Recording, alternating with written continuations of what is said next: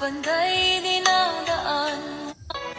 Kung nilalamig ka, magkumot ka, huwag kang magpainit sa kandungan ng iba. Kung nanlalamig siya, pagdingasin mo siya, huwag mong buhusan ng malamig na salita. Lahat ng relasyon ay dumadaan sa pagsubok, gaya ng bakal, bago ipanday dinadaan muna sa apoy, bago gawing baluti. Itak o asarol, nasa kamay mo kung paano mo huhubugin ang binuo mong relasyon sa apoy ng pagsubok.